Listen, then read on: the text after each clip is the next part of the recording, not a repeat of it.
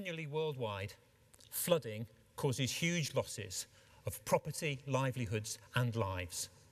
At Zurich, not only do we understand the human suffering that this causes, but we have the risk expertise to try to do something about it, which is why we brought together an alliance of community, academic and corporate partners to deal with flood resilience.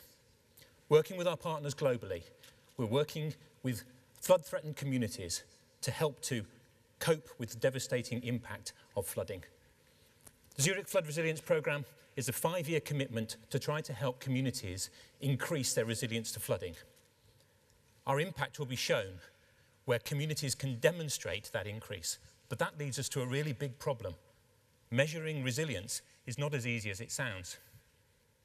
Now, I'm sure you all have a concept of resilience in your head. It's intuitively simple to understand.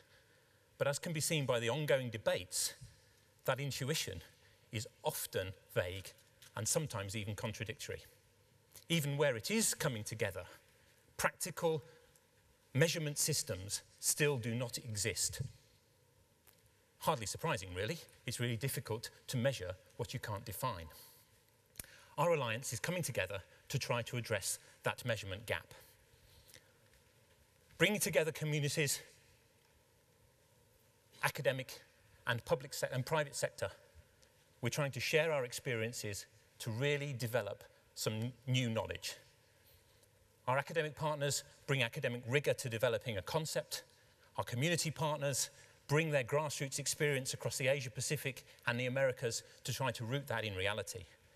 And the insurance sector brings a scientific yet pragmatic view to measurement in general to help build a toolkit for measuring the level of resilience. From a Zurich point of view, we base all our work from our risk engineering proposition. We work with our corporate clients to try to help them understand and manage their risks. By managing their risks to reduce their potential losses, it really helps to make insurance a cost-effective solution. The risk engineer would usually take a view about a particular location and use that particular view alongside a set of criteria to understand the different factors that make up risk. By understanding those different factors, we can really drive down to understand what actions we can take to make a difference to manage the overall risk. Now, this concept of gathering data and using that data against a rubric to really understand the implications of it is something that is also fairly common when assessing community investment projects. Whilst Zurich can understand the risks that make up the hazard our customers face, what we don't yet understand are the factors that make up resilience.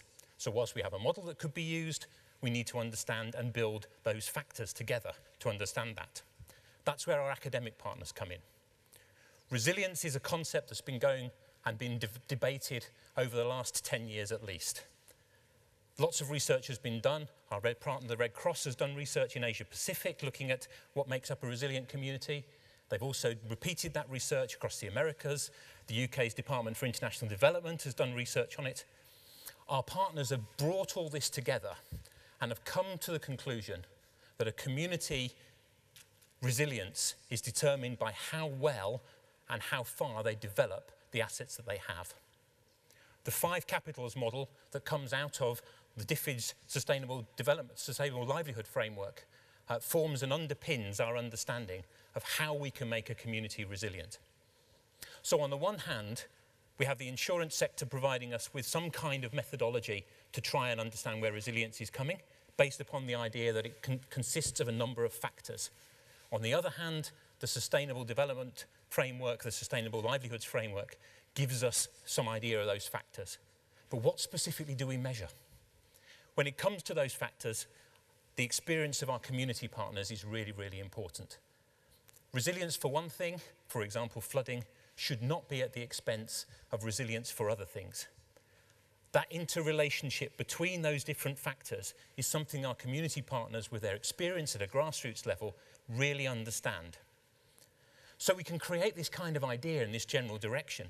And our session, our panel discussion, happening tomorrow, 11 o'clock, room D, looks at that particular model. We'll have 5 people up on the platform, leaders from all of our different organisations, to share their thoughts. But it's you that we really need in the room. What we need is you to come along to challenge our thinking. Are we heading in a direction that's useful? Are we heading in the right place? Because by taking together all of the experience that you can bring, we really can shape the change that is needed for measurement systems of the future. Thank you very much.